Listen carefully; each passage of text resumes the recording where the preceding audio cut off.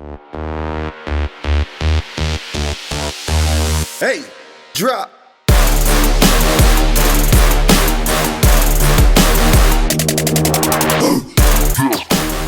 Welcome to AI FISEC Today, the pulse of innovation where the digital frontier meets physical security. I'm your host, Don Marone, and I'm thrilled to have you join us on this electrifying journey through the world of AI and physical security. We are here today to dive deep into the heart of innovation, exploring cutting-edge ideas and breakthrough technologies that are reshaping the way we protect our physical spaces. So whether you're a tech enthusiast, a security professional, or just fascinated by the transformative power of AI, you're in the right place. Get ready to be inspired by our industry experts who are here to share their passion, their projects, and their unique insights into the future of security. Fasten your seatbelts and let's embark on this thrilling adventure together on AI FISEC Today. Today's guest is William Plante. He is the Director of Integrated Solutions Group at Everon. And the topic of discussion is the imagination exercise. So welcome, William. How are you? And Don, thank you. Yes, glad to be here. So as we usually start, I'd love for you to tell the audience just a little bit about yourself and a fun fact so they can get to know you a little better before we dive into the topic. Yep. So by way of background, I'm a Canadian. So you'll hear schedule and about and process. And I do speak the King's English. Immigrated to the U.S. in 97 and started a consulting practice with my wife. After 9/11, our largest client was Symantec, just moved our company and made a team out of us. And so I was CSO at Symantec for about 6 years. Moved over to Intuit, into IT operations. But consulting is what I really enjoy doing. That's my passion. And as I was getting ready to leave to start my own company, one of my former employees had said, "Hey, look, there's an integrator that wants to create a consulting group, and would you speak with them?" As a courtesy, I took the meeting. But that's how I ended up at Everon. The company that I joined was eventually purchased by ADT. ADT became Everon. And I've been doing this now, commercial consulting for 14 years. Yeah, quite a long time. Wow. And one small fact, an interesting fact. I still believe this is true today.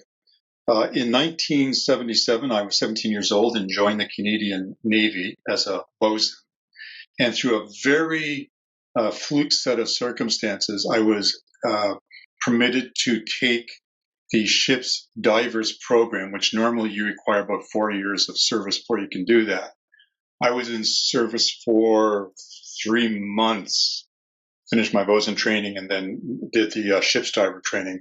I had just turned 18. And I checked, and the requirements are still the same. So I still might be the youngest person ever to complete the Canadian Navy ship's diver program. Nice. Yeah. I can barely snorkel well, so I'm envious.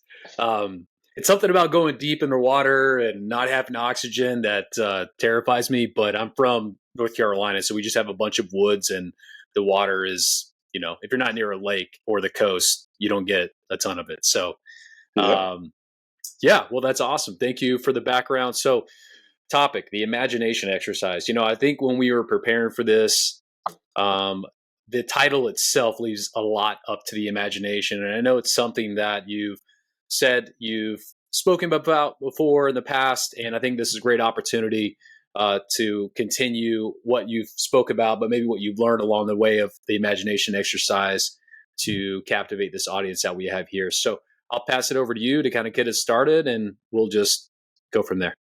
Sure.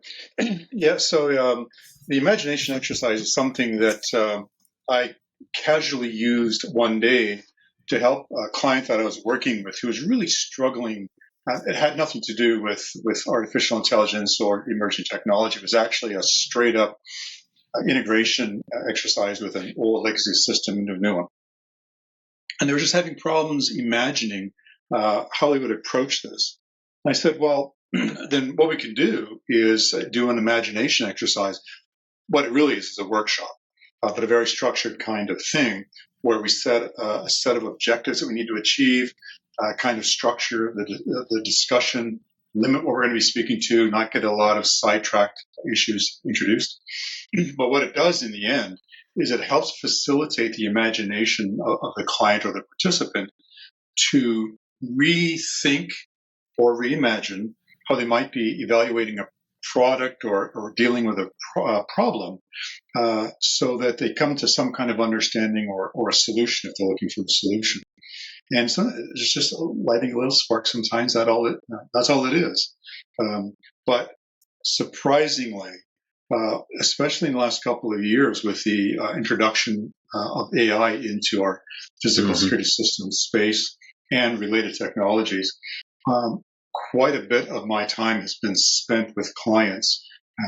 I got a schedule for the next 3 months where I'm doing these imagination workshops to help people even understand what is AI and how do we think about it and what issues should we be dealing with. And I get a charge out of that. So interesting. So it sounds like you've been working on the imagination exercise for some time, right? But more recently, over whether it be months or years, have introduced the topic of AI. What is it? What issues does it solve? What issues does it present? And would love to hear how those recent exercises or workshops have been going with regards to AI, just to kind of unfold the value of the imagination exercise when it comes to this. And just out the gate, I'm thinking about with AI, a lot is left to the imagination just due to either lack of understanding, right? Because I don't even know what it is or why I should care. So I'll just turn it over to you on that one.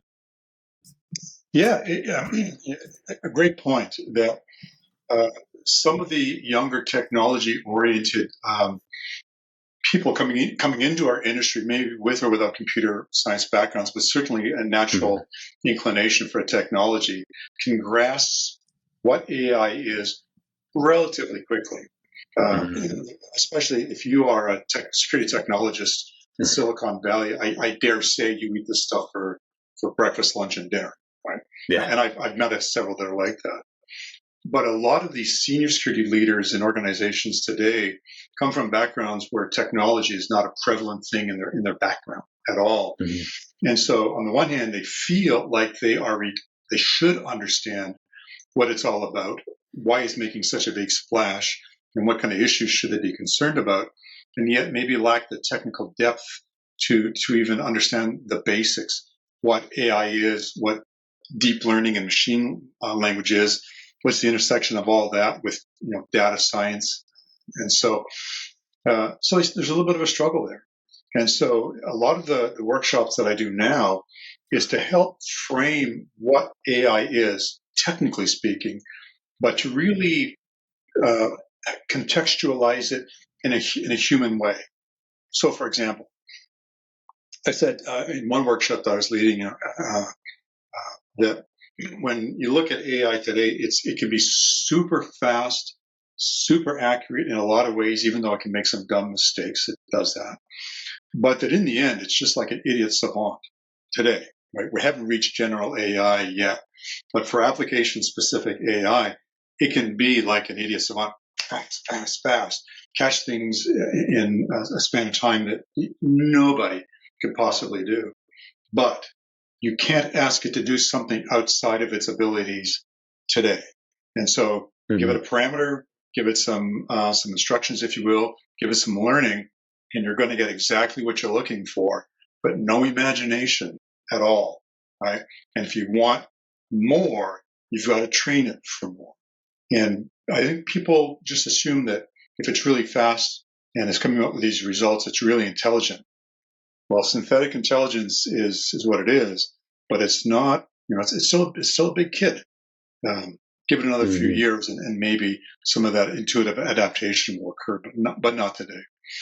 That helps people when you think about it, put it into the perspective of that it doesn't have the same ability to generate thoughtful insights or understand nuance the way that you and I can. Maybe someday, but not today.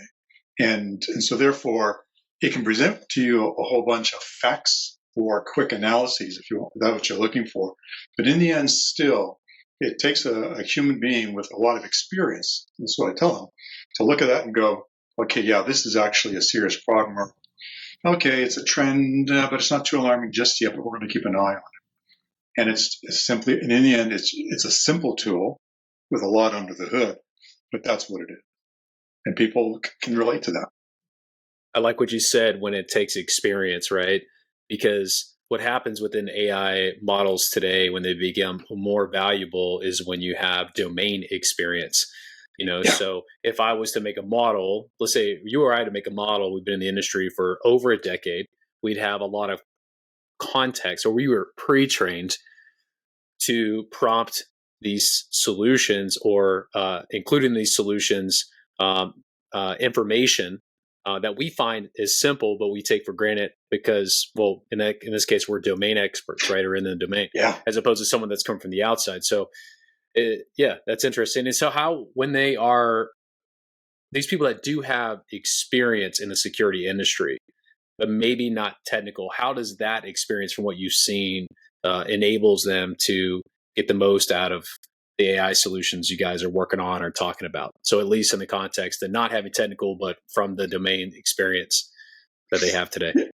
Yeah, that's a good question. And I think there's a couple of answers there. So the first one is that a number of non-technologist people, they want to, what they're really concerned about is their jobs, right? Mm-hmm. Because it isn't just that AI might be usurping their jobs by replacing them in some form or fashion. It's that can it do the job better than me? And there's these other environmental factors that are going on that make them concerned for their jobs. Mm-hmm. It does happen sometimes that people do lose jobs because of technology. So that's going to be the first one, is to help people understand that although it might be a usurping technology in some ways, it isn't designed to take over your job. It's just designed to help you do your job better, potentially faster, and maybe a little bit more accurately. So that's the first thing, right? It's not there to get you. You're there to use it. And then secondly, that you do not need to be a technical expert to learn how to use this thing. Right? So as an example, we were doing some work with a company, and they are deploying a 1X robot solution. So 1X is a manufacturer in Oslo, and they're going to be using this to supplement their guard patrols. And one of the things that the manufacturer is doing is they're implementing OpenAI Chat GPT-4 into the robot. So, what does that mean? Well, it means that you can use your natural language to tell the robot to do something, and for it to communicate back to you using a natural language, rather than having to try to learn some kind of a skill. As an aside, I've had some conversations with clients where we say, if you want to use Chat GPT, do I need to learn how to use those awesome prompts, right? To have to learn how to do prompt engineering, and they hate the idea of having to learn a skill like that. But that's not what AI is all about. It is intended to relate to you in a way that you're accustomed to, as if it were a human being. And so when people understand that there's no leap in technological skills that you need, it's just learning how to take that tool and use it the way it's been designed in a natural way. That feels better. And then the third is, but I can't even imagine understanding all that. It's not here to get my job, and it's not here to, and it's here to help me use it in a way I'm familiar with. I still can't imagine how to utilize it. And then, but that's the one where the imagination exercises really then begin to put rubber to the road. So those are kind of the three ways that I dealt with it. Mm-hmm. Yeah, I like, it's interesting because the more you talk, the more the imagination exercise to me is starting to unfold. And it starts from ground roots when I have to introduce a new idea that might seem unfavored or intimidating. And basically you mentioned, the way I read this is to maybe to start their imagination, to open up their minds to this as a part of a learning experience in this exercise, is to remove their fear from things like, hey, you don't have to be technical. Hey, it's not going to take your job. Hey, it's meant to augment you to make you better, right? And you can speak to it with natural language in some cases where it's meant to work easily with you as opposed to thinking you have to code something. So it seems like you would agree with that, but is that a part of the exercise when you say, I need to open this up and I need to first break down barriers so that way we can Yes. get people to open up their minds? Okay. Yeah, it's interesting, Don. I had a conversation with a former U.S. Secret Service agent who's now working for a private company based in New York City. And they reached out to me through Aziz, asked, hey, is this a topic you can speak to? So when we sat down with her, she described her organization and the fact that all of the senior security leaders are my age, right, mid-60s, and that they come from backgrounds that don't include any kind of technology, and that they are concerned about how to use the technology or even understanding some of the issues. So to your point, yeah, breaking down the barriers to say, let's set those fears aside because although they're not unfounded, because we're still in new territory here, they shouldn't dominate your view of AI. But in the end, the objective is how to imagine how to use it. And once people take what they know, this is the other trick, right? Or the other technique that I use, which is, hey, Don, tell me about what your job is all about. What do you do over, say, a 2-month period in terms of dealing with challenges? Don's going to tell me what that is. And then I imagine, okay, Don, let's pretend you had a really smart AI assistant, call it, and I happen to like Copilot, the Microsoft product. I thought it was very aptly named. Imagine you have a Copilot that can guide you very quickly and take on a lot of these sort of mundane tasks, and I will contextualize the application of AI for their particular job. And then to say, imagine how much easier and faster it is and accurate to do your job using a tool like that, and that you're getting even better results than you could. But on its own, the AI couldn't do that for you, right? It still requires you, Don, to sit in the captain's chair and do all of the high intelligent processing. People then go, how do I do that? Like, how fast can I do it? It's not a question of, do I want it? No, it's what can we do it? How fast can we do it? And then we get into like the chat GPTs and what that can do for as an example. Yeah, because it's, to say that we can take something and increase your productivity by X out on the surface makes a ton of sense. And it's something that should get everyone out of their seats. But I think one of the things this is maybe further down the imagination exercise cycle is the aspect of once we find, let's say, as you learn more about what their job's about, you figure out what the last 2-month period looks like. And then you get down to the point of saying, here are some ways to apply it. Right. So I want to say what I was talking about because I was about to go to implementation and how you make the sausage, but I want to save that for later because I feel like we're going to talk about that. But as you start to unfold, do you find that giving them examples as it pertains to those things they bring up as the means of continuing to create forward movement in the discussion? Or do you find that you have to give them like random things that aren't that are unrelated to? Like, does it take both? Does it take one or the other? What's more effective, I guess, is what I'm trying to figure out. I think it's an effective balance of both, but predicated on the audience themselves. Most of the people I work with are going to be senior leaders without technical backgrounds. But if I were in Silicon Valley bringing a bunch of technologists, it would be a randomized, here's the way out stuff that's out there. But let's talk about that. But for a lot of the work that I'm doing right now, it's more around contextualizing the technology and the use cases against things that they're familiar with by far. And senior leaders in the executive level positions, they're there because they earn the right to be because they're smart, but they're smart in their way. So they can certainly relate to it a lot better when it's presented in a contextualized fashion in their jobs, right? So there's more work on me to do that. I'd say maybe 60 to 65% of the conversation, maybe even 70%, tends to be that kind of a thing. But one of the side benefits that comes out of that is let's say you, Don, and you have a peer named Jane, and then all of a sudden, the conversation isn't you and I, it's you and Jane, because now she's picked up something that we've been talking about. She'll, oh, wait, hang on, wait. Would we be able to do this kind of a thing? And how would we do that? Or what about? And so it's easier to spark a conversation when it's contextualized specifically around their real world examples, because it involves the greater community of the audience. But the exterior piece that I will always do is, what are others doing? And I don't say, what are others, say, in the banking or the insurance industry or some other kind maybe of high-tech manufacturing. It's, what are the best practices that I have seen be adopted whereby the best use or the best outcomes for those kinds of discussions occur?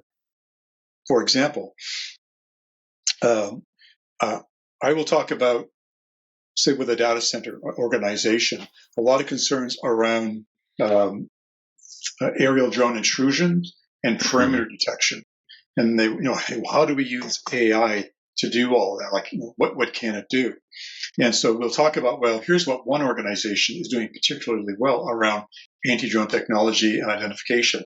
It isn't just a technical conversation, it's a philosophical conversation that gets wrapped into that. Why do they think it need to be done this way?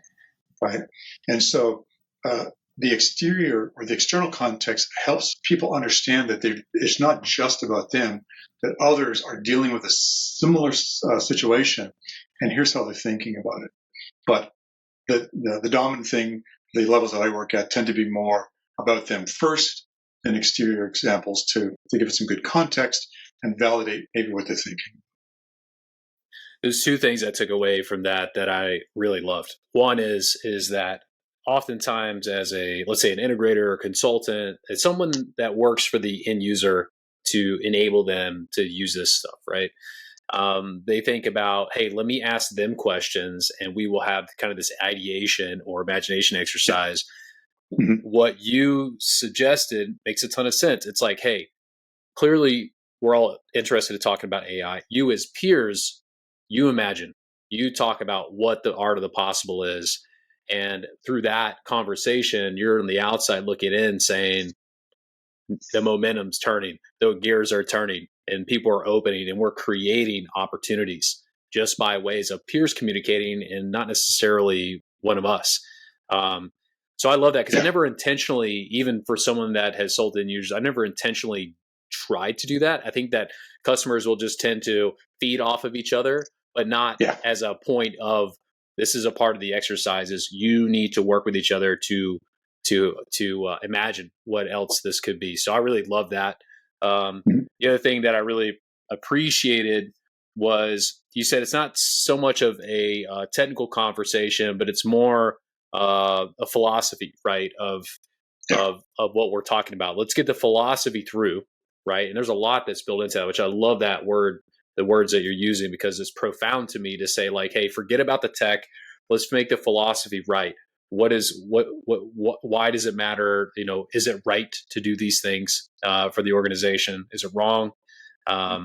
Those are all good things. And so have you found, though, on that note, a leading question to that is, have you found that there, in the imagination exercise, that there are more philosophy type questions before, like, is a conversation more heavy on that than it is on the technical side? Because most people would think when we're talking AI is that it's going to be like really technical, right? Like you said, and you're going to bridge that gap early on. But have you found that there's a lot of philosophy within the imagination exercise that are discussed before you get to the technical, or how do you feel that that's weighted and why? Yeah, the answer is yeah. I don't ever use the word philosophy. I talk about principles. I have to say that when you mention the word philosophy, some people just go, "Oh, here we go, a college course on." Right? So I don't actually, but that's really what it is. But specifically around principles.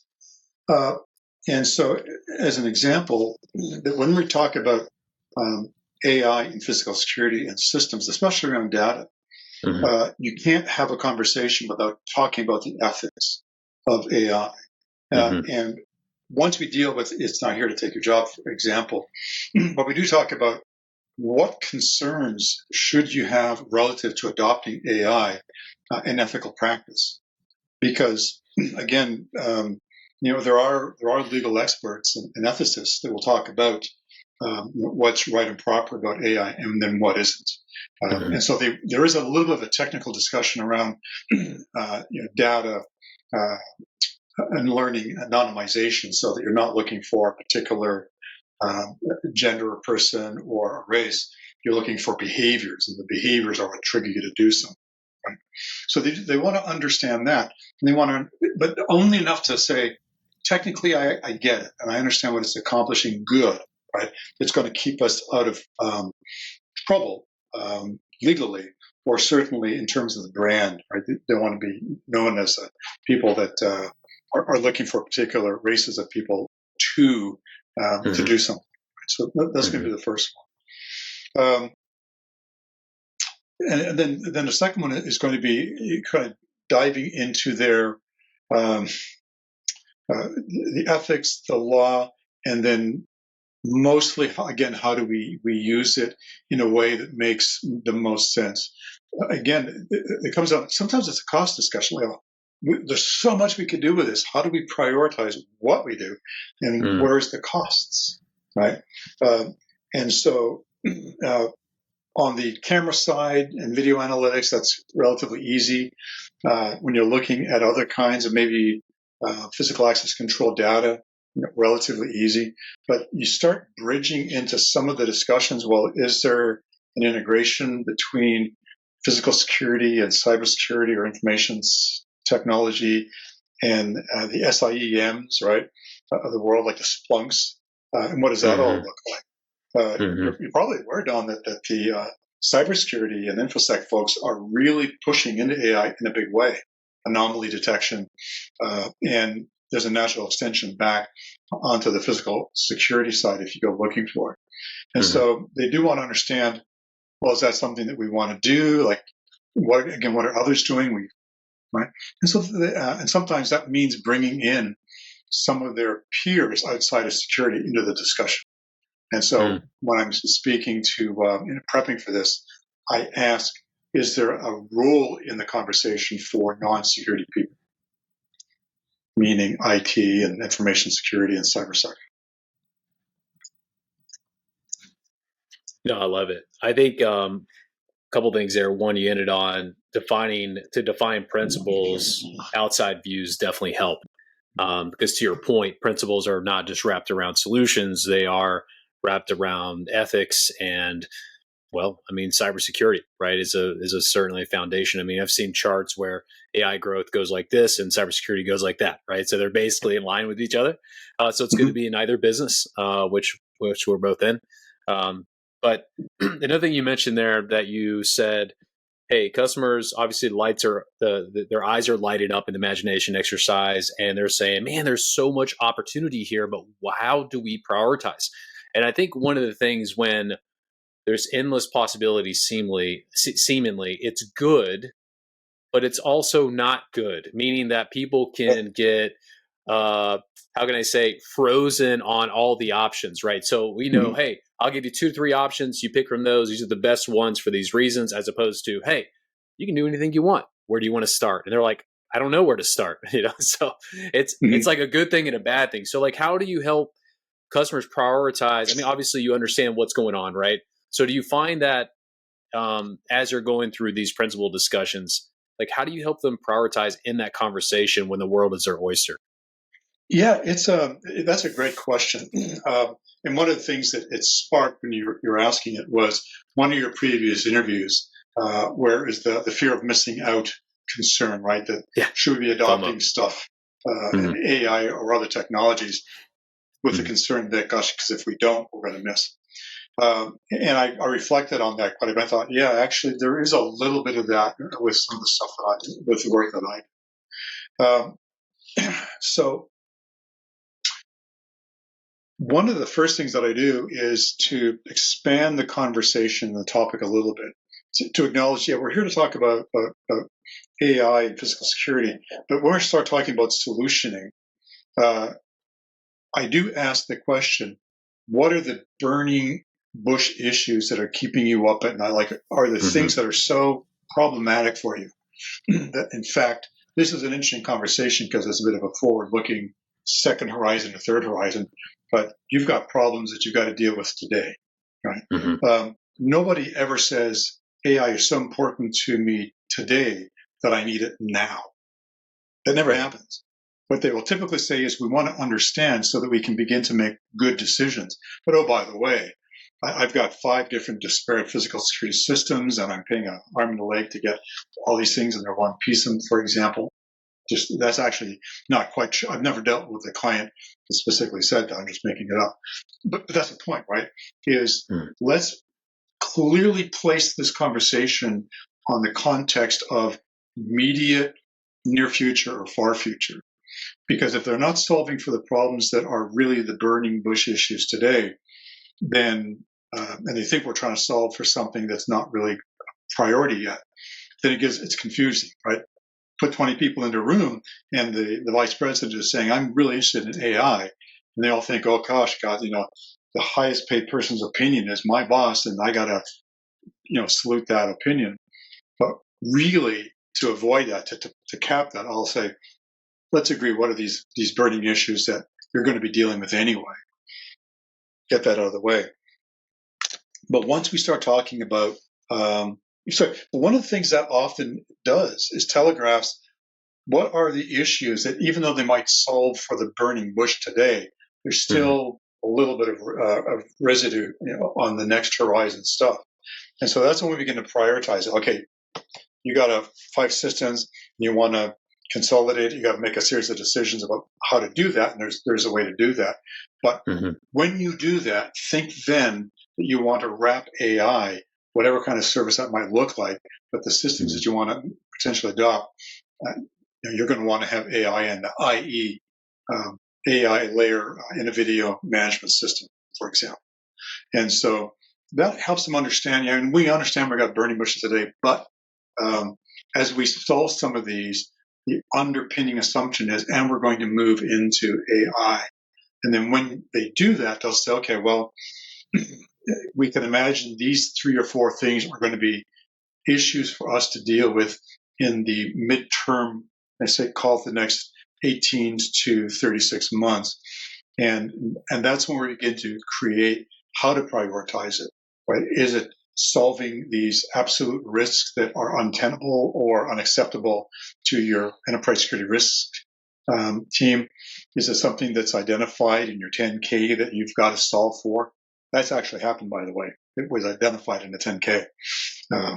As an aside, when I go into imagination exercises with a company for the first time, if they're public, I read their 10K. So we do stuff like that. And then eventually it comes down to, well, how much money does all this take? And I said, well, that's a whole I was actually going to lead you into that next if you were going to hit it. So I'm glad you did. Because it's like, how do you, one, it's going to cost money. But one of the things that I'm curious about, not to cut you off, is how do you monetize the problem, right? So you find the 3 burning problems, but it's like, AI could cost $1 million, but your problem costs you 5. So what are we talking about? But like monetizing the problem, I think, is a fundamental thing that any support person to get an end user in a good place would want to do. And I find that when we talk about AI solutions, I just feel like the conversation is has much more opportunity to deliver on a real ROI faster than before. I mean, when people used to talk about saving time and money, not like this. And I think the game has changed. But how do you monetize the problem? And then I'd love to hear what you're about to say with how much the solutions are going to cost and how you handle that discussion. Again, another great question. Many years ago, I picked up a book called Applied Problem Analysis. And it was just one of these weird things. I read a review on it. And what applied problem analysis does is tries to take a set of subjective statements that express some kind of a problem and begin to translate those into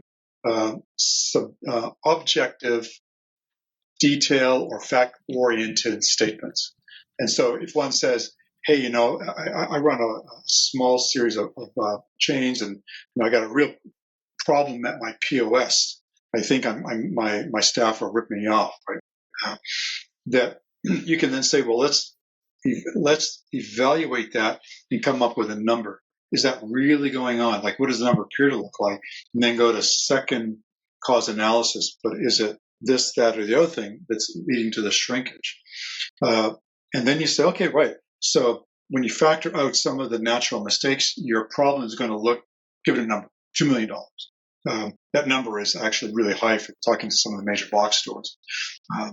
But then you can say, well, if you're going to solve for a $2 million problem annually, would you spend $50,000 on an AI solution for 10 cameras and experiment with them? Not 10 cameras, maybe 10 stores, so that they're not making a one jump commitment. Hey, we're going to buy an AI system and we're going to spend a whole lot of money and we're committed.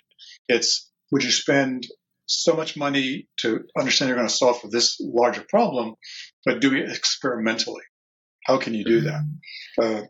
And so that's kind of the way that we take it, is to objectify as much as we possibly can to come to a real number, even if there's a lot of assumptions in there. And you can do it. Applied problem analysis does that for you. And then you say, all right, if that's what we're going to be trying to solve for, how do we solve for it? What technologies make a lot of sense? And rather than buying the whole thing, experiment. Let's see if we, try a 3-month experiment and see if that actually solves for you, and get a real number in terms of the reductions that you achieve. And if you got the reductions that you were looking for, then is it worth propagating out to the balance of the enterprise? I mean, it's actually pretty straightforward, but it just requires a little bit of effort to pull something that is subjectively stated into real objective numbers. Yeah, and it's, solving problems, our own problems, is really hard for us to do, right? That's, ultimately, and especially something that is so specific. Like, I've talked on some podcast sessions where, like, where is a customer going to sit down and talk about credentials for like 30 minutes? Like, never, right? They're too busy. Never. They got too many things to do, but you're the guy, right? So you're the one that's saying, hey, we're going to talk about this thing today, and we're going to dive really deep into the discussion on why you should even care. And I love that. I love that, because that tells me it's like, hey, I'm getting a free therapy session, but I'm solving problems, and I'm also giving myself the opportunity to expand my career and get promoted and get all the accolades. And, as opposed to, not having the discussion where you never have that opportunity to do that. And so after you've taken the seemingly subjective statements and brought them into objective statements, and giving them the opportunity to experiment on something so they can realize the benefit, is it then that you say, okay, here's how much it's going to cost, type of thing, and then you have to have that conversation?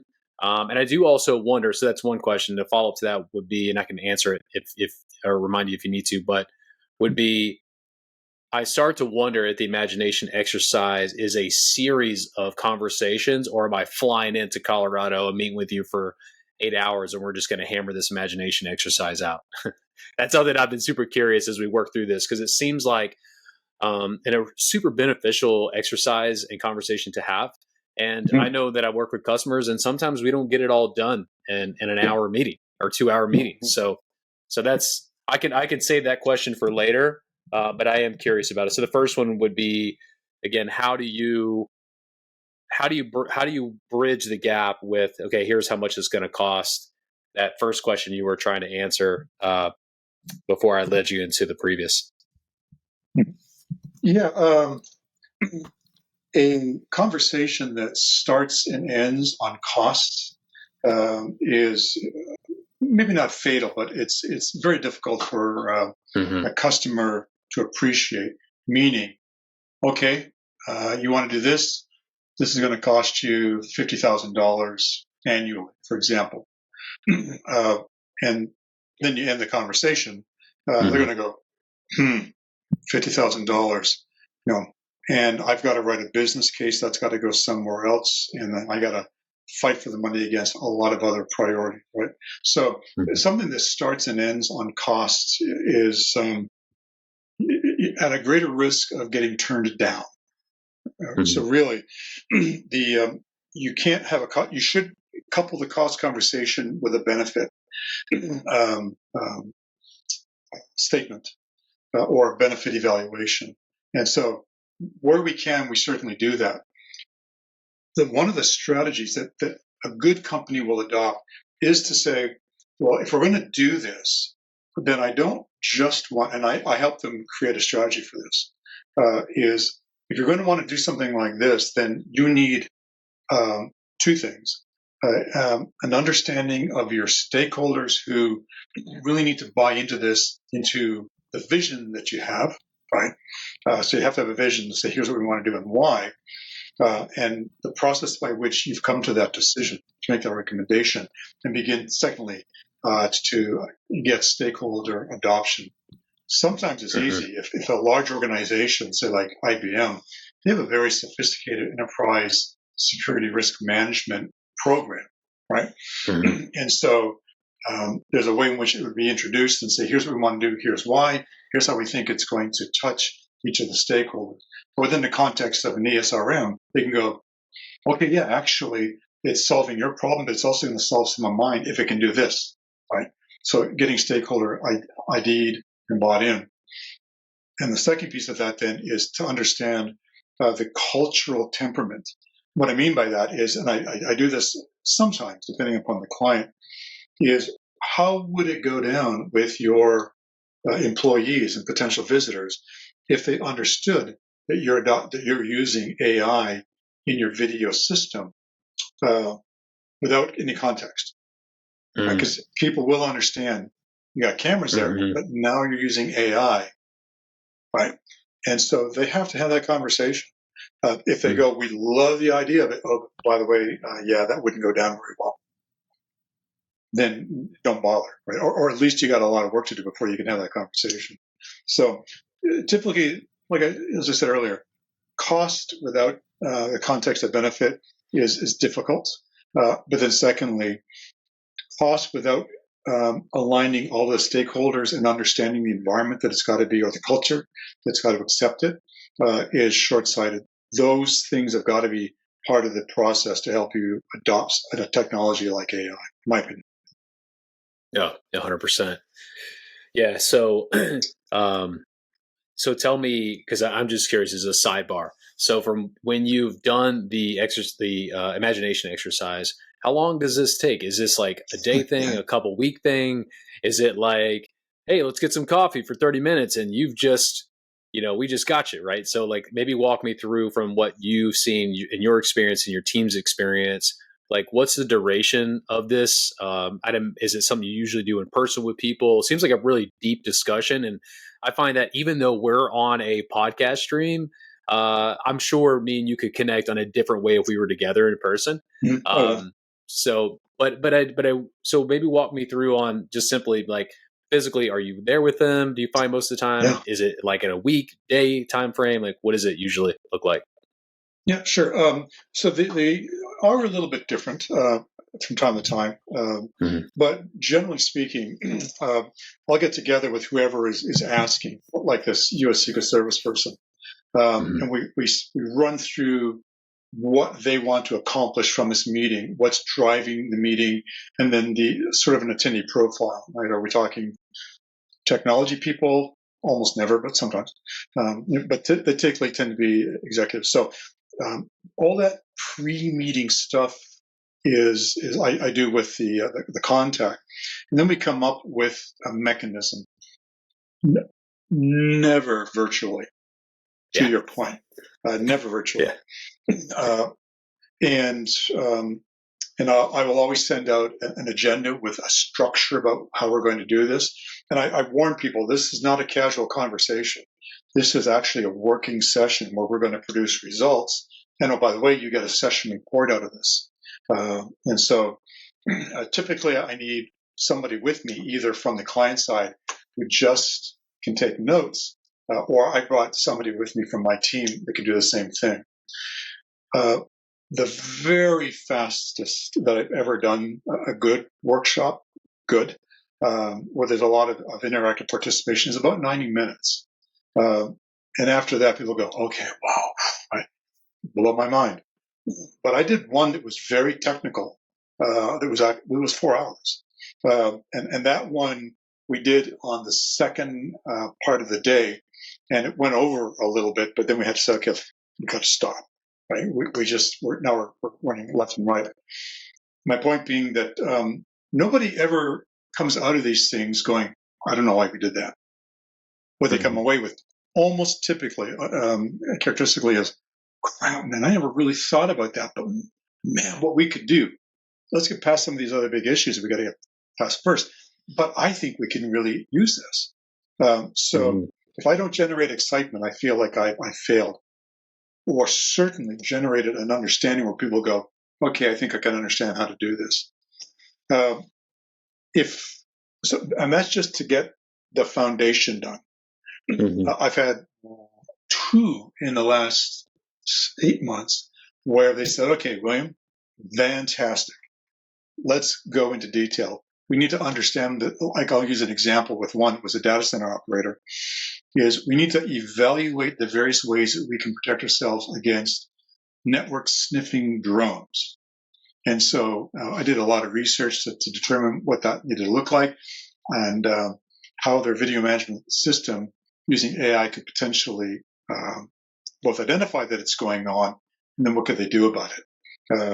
And the same company also wanted to look at perimeter intrusion detection, so they got the fences and all of that.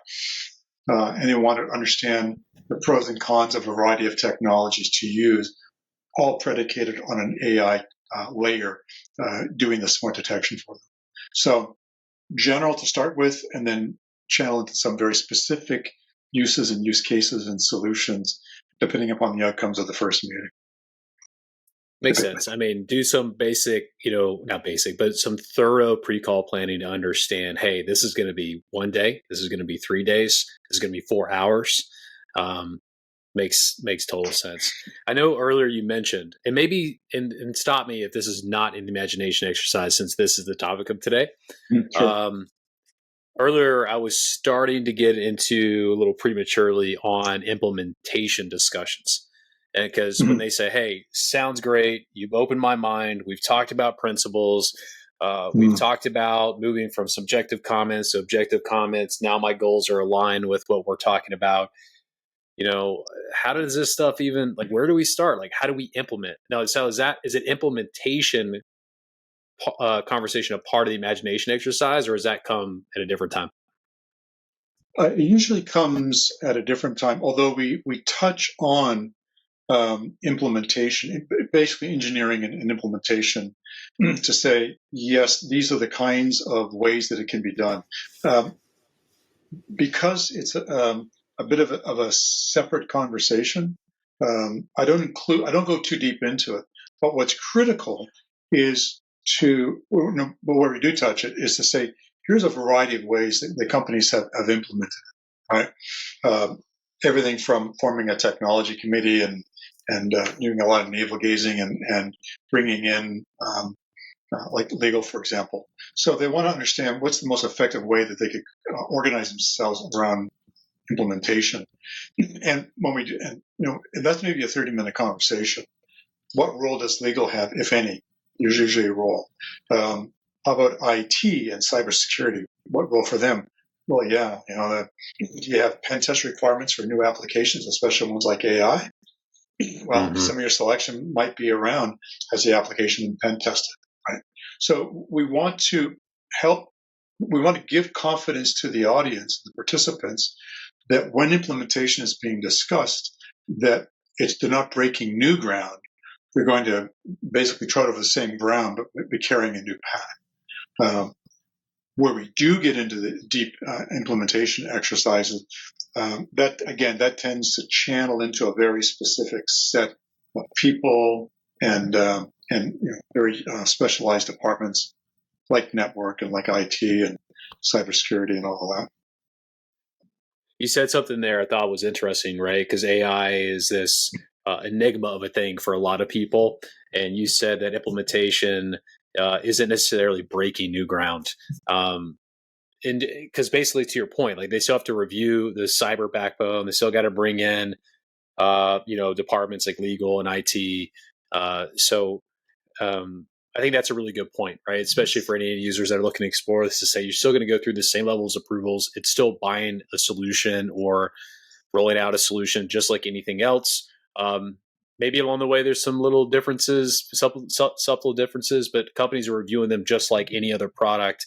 The only thing I would push back on is that if it's completely bespoke and they haven't done something like that before, right? So, like for example, let's say they have their video goes back into some private instance of cloud depository that they have, and they want to roll a vision model, a convolutional network model on top of that to basically pick out the AI themselves because their video is private, but yet they want the benefits of cloud and the scale of Gen AI, right? So that might be completely different in their experience than probably what they had before. But ultimately, like to your point, it's still reviewing these processes just like, or these things like everything else, Yeah,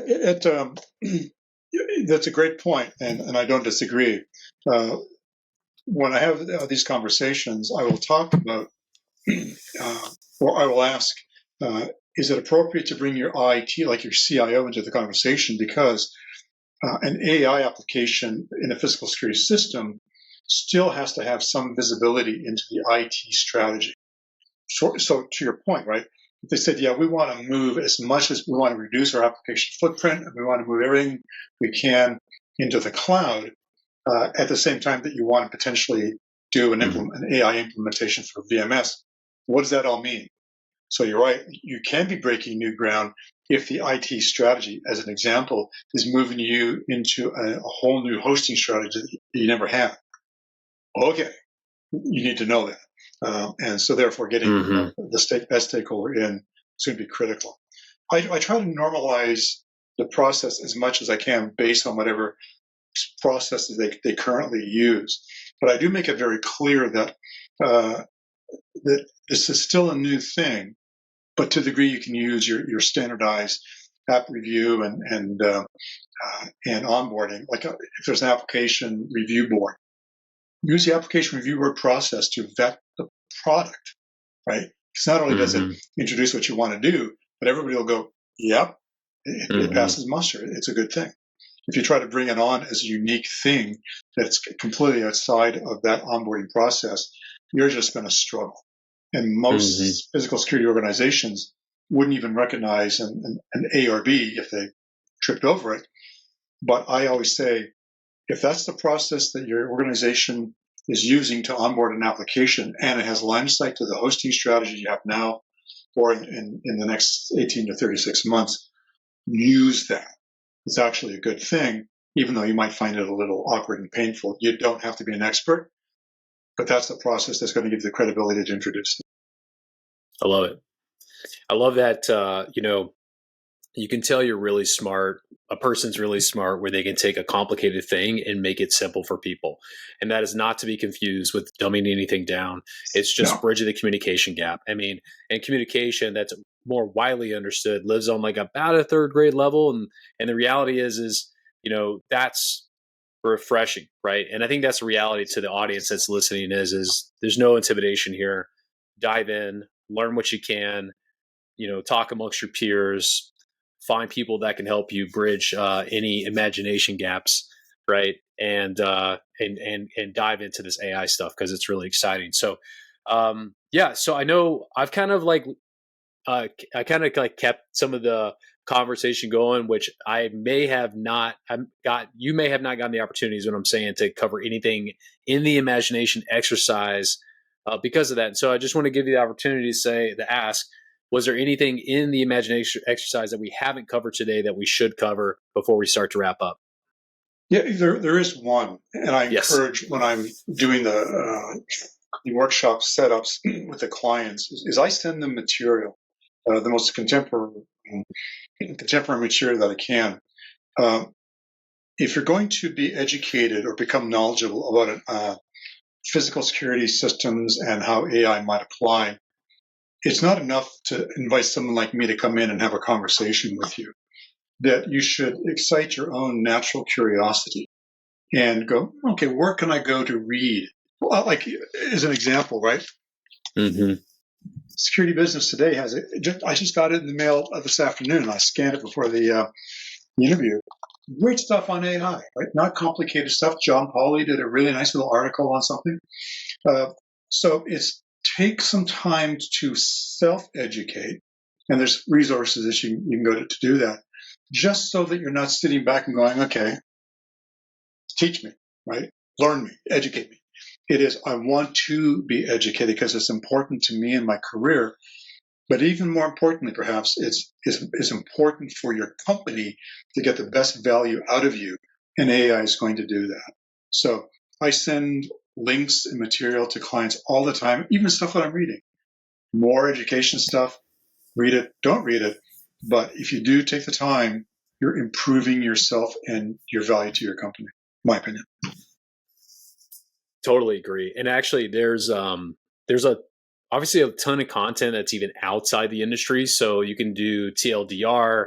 I get these AI reports every morning, and it'll tell you from the things that are useful to the things that are maybe a little dramatic, whether it's like Elon Musk suing OpenAI, to Apple, got rid of its cars, right? That has some relation to, so there's all kinds of good stuff that are out there to kind of figure out, what's just the lay of the land. And it's such a curious, and that's actually one of the things that broadened my perspective, was just real curiosity for what could have been the most transformational thing that could happen to humans ever, right? So how could you not love that, right? And be interested in that. Yeah. So yeah.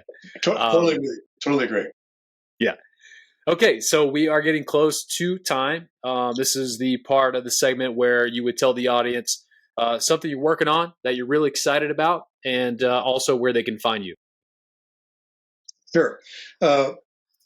So quite aside from the normal day-to-day activities I do working with Everon, I have recently joined the AS as Emerging Technology as sitting on the committee with John Pauly is the committee chair for. And I've wanted to do something like that with ASIS for quite a while. We had a conversation around AI, but my curiosity, my fascination with security technology is pretty broad. I read a lot about robots, security robots, how they're going to be applied. To your point, why did Apple go in and then why did they exit, as well as the drone technology. So I'm really excited to be finally able to dedicate some time to serving the broad community, and I just love it. I got a couple of 3 different writing engagements to do, one for as-is, one for security consulting, and then one for Steve Lasky for security technology executive. I love to write. So that's what I'm working on. That's exciting. And if anybody wants to get hold of me, really simple, LinkedIn, William Plante, but email is WPLANTE at ADT.com. And love to have a chat on anything that might excite you. Hey, drop.